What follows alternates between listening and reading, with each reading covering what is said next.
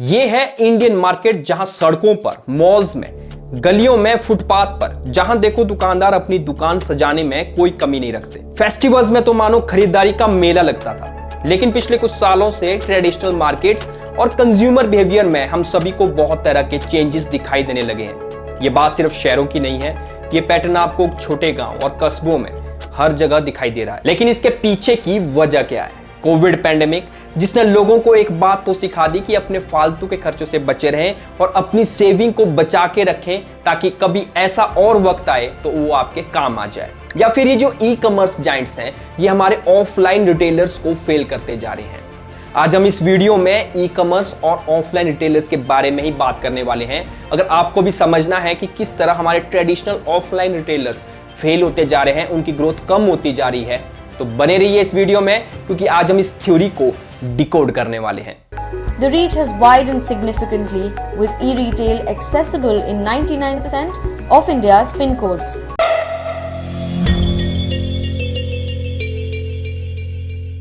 बात शुरू करते हैं ऑनलाइन ई कॉमर्स की शुरुआत से। 1999 में देश का पहला वेबसाइट स्टोर बनाया जाता है फैबमार्ट। हालांकि देश में उस वक्त इंटरनेट को आए 3 से 4 साल भी नहीं हुए थे, फिर भी 2015 तक जब इंटरनेट काफी अच्छे तरीके से फैल गया था, फिर भी हमारे देश में ऑनलाइन शॉपिंग के बारे में इतना रुझान नहीं था। तो इसीलिए हमारे जो ट्रेडिशनल रिटेलर्स हैं, उन्हें भी इससे कुछ खास फर्क नहीं पड़ता था। फिर 2015 के बाद जिस तेजी के साथ जियो ने ग्रोथ ली, आम आदमी के पास इंटरनेट कनेक्टिविटी बढ़ने लगी। Amazon और फ्लिपकार्ट जैसे बिग प्लेयर्स जैसे जैसे कंज्यूमर का भरोसा जीतने लगे, ई कॉमर्स ने इंडियन इकोनॉमी में अपनी जगह बनानी शुरू की और 2022 तक ई कॉमर्स $70 बिलियन का बिजनेस बन गया है और ये आंकड़ा 2030 तक $325 बिलियन तक पहुंच जाएगा।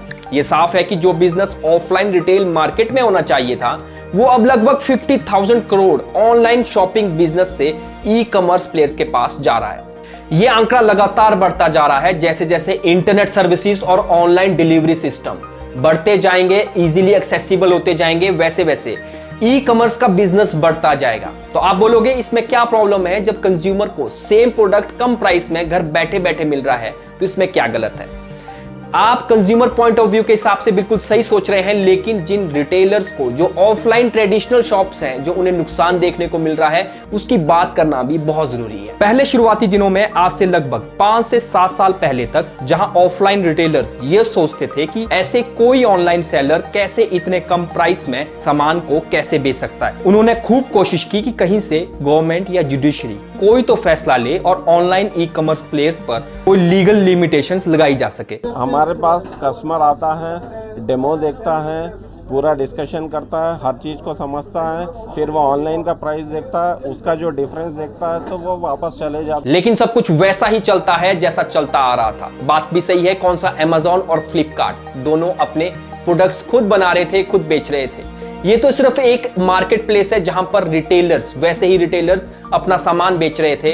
धीरे धीरे ये बात सभी के दिमाग में बैठ गई थी कि ये तौर तरीका अब आने वाले टाइम में चलता रहेगा, इसीलिए उन तौर तरीकों को अपनाया जाए जिस ओर दुनिया जा रही है। यहाँ क्वेश्चन आता है कि ऑनलाइन शॉपिंग के क्या प्लस पॉइंट्स हैं, जिससे लोग खाना ऑर्डर करने से लेकर टीवी, वॉशिंग मशीन जैसे प्रोडक्ट्स को तो खरीद ही रहे हैं, बल्कि ऑनलाइन सर्विसेज भी आप घर बैठे ही ऑर्डर कर सकते हैं। जैसे अगर आपको घर पर किसी सामान को ठीक करवाना है, आप ऑनलाइन भी मैकेनिक या प्लम्बर को बुला सकते हैं। सबसे पहला प्लस पॉइंट है कि ऑनलाइन शॉपिंग में आपको वैरायटी की रेंज बहुत बड़ी मिलती है। आप जो भी चीज खरीदना चाहते हैं, आपके पास ऑप्शंस बहुत होती हैं, उनमें से आप बेटर ऑप्शंस को अलग करके, आपस में कंपेयर करके अपने लिए एक बेस्ट ऑप्शन को चूज कर सकते हैं। फिर भी अगर वो बेस्ट प्रोडक्ट भी आपकी एक्सपेक्टेशंस के हिसाब से खरा नहीं उतरता है, तो आप उसे इजीली रिटर्न भी कर सकते हैं। दूसरा सबसे बड़ा प्लस पॉइंट है कि आपको अपना कीमती वक्त बर्बाद नहीं करना है। घर में बैठे बैठे आप अपने लिए ऑनलाइन ऑर्डर कर सकते हैं। अगर आप शहरों में रहते हैं तो खाना ऑर्डर कर सकते हैं, अपने लिए ग्रोसरी कुछ भी ऑर्डर कर सकते हैं, वो भी बिना टाइम वेस्ट किए हुए। तीसरा बड़ा प्लस पॉइंट है डिस्काउंट का, और ये फैक्टर इतना इंपॉर्टेंट है कि इसी लालच की वजह से ई कॉमर्स जायंट्स जैसे Amazon और फ्लिपकार्ट ने अपने शुरुआती दिनों में लोगों को ऑनलाइन शॉपिंग करने के लिए अट्रैक्ट किया था, और नतीजा लोगों में एक विश्वास बन गया कि ऑनलाइन शॉपिंग से अपनी पसंद की चीज खरीद सकते हैं, वो भी बहुत बड़े बड़े डिस्काउंट के साथ। इसके पीछे की वजह है कि ई कॉमर्स वेबसाइट्स मीडिएटर को बीच से हटाकर डायरेक्ट मैन्युफैक्चरर से ही डील करते हैं, जिससे वो अपने कंज्यूमर के लिए ऑनलाइन मार्केट में ज्यादा डिस्काउंट दे पाते हैं। आज की डेट में ऑनलाइन शॉपिंग के कितने फायदे हैं ये मुझे यहां बताने की जरूरत नहीं है, आप बहुत अच्छे तरीके से जानते हैं। लेकिन ऑनलाइन शॉपिंग को इजी और एक्सेसिबल बनाने के पीछे यूपीआई का बहुत बड़ा हाथ है, जहां आप कुछ सेकंड में ही अपने बैंक अकाउंट से ट्रांजैक्शन कर सकते हैं। इसी के साथ जिस रफ्तार से फिनटेक और बैंक्स क्रेडिट कार्ड को कंज्यूमर को बहुत ही इजीली दे देते हैं, यह भी एक बहुत बड़ा कारण है कि लोग क्रेडिट कार्ड से उन चीजों को भी खरीद सकते हैं जिसके लिए फिलहाल उनके पास पैसे तो नहीं है, लेकिन कुछ दिनों बाद वो क्रेडिट कार्ड के बिल को पे करके भी उधारी में शॉपिंग कर सकते हैं। वैसे तो ये दोनों फैक्टर्स ऑफलाइन और ऑनलाइन दोनों ही मार्केट प्लेस में यूज किए जाते हैं, लेकिन इसकी वजह से ऑनलाइन शॉपिंग और भी ज्यादा इजी हो गई है। ये तो हुई ऑनलाइन शॉपिंग की बात कि इसमें ऐसा क्या है कि लोग ऑफलाइन स्टोर छोड़कर ऑनलाइन शॉपिंग की तरफ ज्यादा अट्रैक्ट हो रहे हैं। अब बात करते हैं कि ऑफलाइन स्टोर्स की हालत सच में ही क्या ई कॉमर्स की वजह से लगातार बिगड़ती जा रही है या फिर इकोनॉमी स्लो डाउन हो रही है।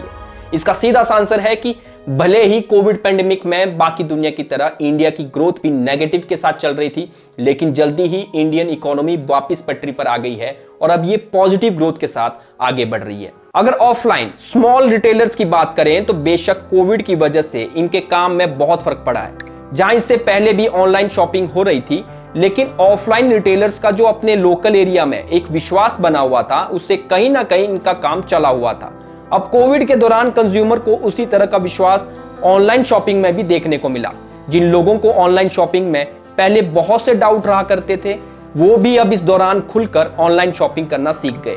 रही बात स्लो डाउन की, तो रिलायंस अपने स्टोर अब टियर 1 सिटीज में ही नहीं खोल रहा है, बल्कि हर छोटे बड़े कस्बों में सभी जगह को चूज करके हर रोज कम से कम 4 स्टोर्स खोलने का टारगेट बनाए हुए हैं। अब जब बात बड़े ब्रांड्स के बारे में ही कर रहे हैं, तो हम जहां स्लो डाउन की बात कर रहे हैं, रिलायंस, टाटा, अदानी, आदित्य बिरला ग्रुप जैसे बड़े बड़े ब्रांड्स पिछले 2 से 3 सालों में 1.5 गुना ग्रोथ के साथ बहुत ही तेजी के साथ आगे बढ़ते जा रहे हैं। अगर आज छोटे ऑफलाइन रिटेलर्स ये सोचते हैं कि ई कॉमर्स की वजह से उनके काम में स्लो डाउन है, तो सोचिए जब टाटा, बिरला, अंबानी ऐसे बड़े बड़े ब्रांड्स अपने ग्रुप को एक्सपेंड करने के लिए, अपने बिजनेस को एक्सपेंड करने के लिए अपनी चेन्स को उनके एरिया में खोलेंगे, तब क्या होगा। तो क्या जो हमारी ये ऑफलाइन और ट्रेडिशनल मार्केट जो हम इतनी सालों से देखते आए हैं, क्या वो खत्म हो जाएगी?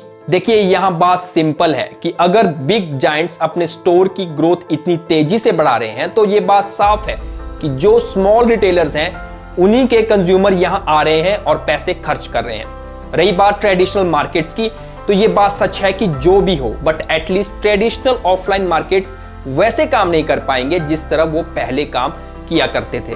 बात समझने वाली है कि एक पहलू ये है कि Amazon और Flipkart जैसे ब्रांड्स एक मार्केट प्लेस हैं, जहां ऑफलाइन रिटेलर्स की तरह ही ऑनलाइन सेलर्स होते हैं जो आपके ऑर्डर करने पर आपको आपका सामान बेचते हैं, और इसे मार्केट मॉडल कहा जाता है। यहां तक की बात सही है कि जो भी हो, अगर आपके ऑफलाइन स्टोर में काम कम है, आप ऑनलाइन जाकर भी अपना सामान बेच सकते हो। और ये जो हमने अभी तक बात की है, ये मार्केट मॉडल की है। अब जो मैं इसके बाद बात करने वाला हूं, वो इन्वेंट्री मॉडल की है। वैसे तो फ्लिपकार्ट और Amazon एक मार्केट प्लेस है जहां पर डिफरेंट टाइप के रिटेलर्स अपना अपना सामान बेचते हैं, और अपने सामान के बेचने से कुछ कमीशंस फ्लिपकार्ट और Amazon को भी मिलती है। लेकिन अब इस इन्वेंट्री मॉडल में क्या हो रहा है, ये अपने आप भी सामान खरीद रहे हैं और अपना लेबल लगाकर आगे सामान बेच भी रहे हैं। मतलब ये ब्रांड्स धीरे धीरे उन बीच के रिटेलर्स का रोल खत्म कर रहे हैं। इनके पास वो सब डेटा है कि कौन सा प्रोडक्ट कब और कहां ज्यादा बिकता है। आपने इस तरह के कई ब्रांड्स देखे ही होंगे, और लोग Amazon और Flipkart जैसे ब्रांड्स पर भरोसा तो करते ही हैं, तो इनके अपने लेबल्ड प्रोडक्ट्स को भी खरीद लेते हैं। रही बात रिव्यू की, तो ये सब कुछ इनके खुद के कंट्रोल में रहता है, और अगर ये चाहे तो मैनिपुलेट करके रिव्यूज को अच्छा भी बना सकते हैं। ये जो इन्वेंट्री मॉडल है, इसकी तरफ इन बड़े ब्रांड्स का शिफ्ट बड़ी तेजी के साथ हो रहा है, जो कि सच में ही अपने आप में एक बड़ा क्वेश्चन है। यहां से भी स्मॉल रिटेलर्स अब और परेशानी झेल रहे हैं, जिन्होंने पहले अपने ऑफलाइन बिजनेस को ऑनलाइन भी लाया, लेकिन अब ऑनलाइन ई कॉमर्स में भी जब बिग जायंट्स उनके साथ कंपटीशन में उतरेंगे तो कैसे इनका मुकाबला करेंगे। अब अगर फिलहाल आज के टाइम के हिसाब से सॉल्यूशन की बात करें तो फिलहाल ओमनी चैनल से इन प्रॉब्लम्स को टैकल किया जा सकता है। ओमनी चैनल का मतलब है कि O2O business, online to offline business. अगर आप ऑनलाइन सेलर हैं तो अपने स्टोर्स को भी खोलें, और अगर आपकी एक फिजिकल ट्रेडिशनल शॉप है तो आप ऑनलाइन भी अपने प्रोडक्ट्स को बेच सकते हैं। स्मॉल रिटेलर्स एटलीस्ट उन कंज्यूमर को रोक सकते हैं जो प्रोडक्ट्स को घर बैठे चूज करना चाहते हैं और प्रोडक्ट की टच एंड फील करने के लिए पहले ऑफलाइन स्टोर जाकर एक बार ट्राई करने के बाद ही खरीदना चाहते हैं, या फिर इसके अपोजिट की कंज्यूमर पहले खुद प्रोडक्ट को ट्राई कर ले और फिर बाद में ऑर्डर देकर ऑनलाइन डिलीवरी और इजी रिटर्न्स चाहते हैं। अगर इंडिया में ई कॉमर्स ऑफलाइन मार्केट के ऊपर इतना इंपैक्ट डाल रही है तो वेस्टर्न वर्ल्ड तो हमसे बहुत आगे है। वहां ऑलरेडी स्मॉल ऑफलाइन रिटेलर्स ऐसे प्रेशर झेल चुके हैं। वहां पर भी ओमनी चैनल जैसे सॉल्यूशंस को अडॉप्ट किया गया है कि कंज्यूमर के पास दोनों ऑप्शन रहनी चाहिए कि वो ऑफलाइन शॉपिंग में कंफर्टेबल है या फिर ऑनलाइन। ये काम ऑलरेडी डिज्नी, एप्पल, स्टारबक्स जैसे बड़े बड़े ब्रांड्स ऑलरेडी कर रहे हैं, लेकिन ये तो बड़े प्लेयर्स हैं। जो छोटे रिटेलर्स हैं उनके लिए भी भारत सरकार ने ONDC प्लेटफॉर्म को लॉन्च किया है, जहां पर B2C, B2B जैसे मार्केट प्लेस है। फिलहाल तो ये प्रोजेक्ट अभी लर्निंग स्टेज पर ही है, लेकिन ये Amazon और फ्लिपकार्ट जैसे प्लेटफॉर्म से ज्यादा साबित होगा, क्योंकि ये एक इंडिपेंडेंट ई कॉमर्स सिस्टम है जहां छोटे बड़े सभी रिटेलर्स एक बराबर हैं। किसी को भी स्पेशल ट्रीटमेंट नहीं दिया जाएगा। अगर आपके रिव्यूज अच्छे हैं तो आपको तभी प्रायोरिटी मिलती है, नहीं तो आपने देखा होगा कि Amazon और फ्लिपकार्ट या तो उन प्रोडक्ट्स को सबसे पहले दिखाता है जिनकी स्पॉन्सरशिप के लिए वो पैसे लेते हैं, या तो फिर अपने ब्रांड्स को दिखाते हैं। बात सिंपल सी है कि ऑनलाइन शॉपिंग और ई कॉमर्स ना तो कम होने वाले हैं और ना ही ऑफलाइन रिटेल मार्केट बंद होने वाली है। अगर आप ध्यान दो तो इंडियंस अभी भी कम वॉल्यूम वाली परचेज के लिए ही ऑनलाइन शॉपिंग को प्रेफर करते हैं। अगर आपने बल्क में या फिर बहुत ही महंगी आइटम को खरीदना है तो बहुत से लोग अभी भी ऐसे वक्त में ट्रेडिशनल मार्केट प्लेस में ही जाना पसंद करते हैं। इसीलिए ऑनलाइन और ऑफलाइन दोनों ऐसे प्लेटफॉर्म हैं जो एक कंज्यूमर के लिए बहुत जरूरी है। फर्क यही है कि ऑफलाइन रिटेलर्स को अभी थोड़ा वेट करना पड़ेगा, कंज्यूमर को वो टाइम देना पड़ेगा ताकि वो दोनों जगह में एक बैलेंस को बना सके। आपको क्या लगता है कि ई कॉमर्स बिजनेस हमारी ट्रेडिशनल मार्केट के लिए खतरा है, या फिर टाटा और रिलायंस जो अपनी एक्सपेंशन के चलते चेन्स को खोलते जा रहे हैं, ये आने वाले टाइम में ज्यादा बड़ा खतरा बनेंगे? अपने व्यूज कमेंट सेक्शन में जरूर बताएं और अपनी ओपिनियन को खुद डेवलप कीजिए ताकि औरों की सोच आपकी ना बन जाए। और अगर आपको ये वीडियो और मेरा काम पसंद आया हो तो इस वीडियो को अपनी फैमिली और फ्रेंड के साथ शेयर कीजिए, और ऐसी वीडियोस को देखते रहने के लिए चैनल को सब्सक्राइब करना ना भूलें। मिलते हैं नेक्स्ट वीडियो में, तब तक के लिए नमस्कार।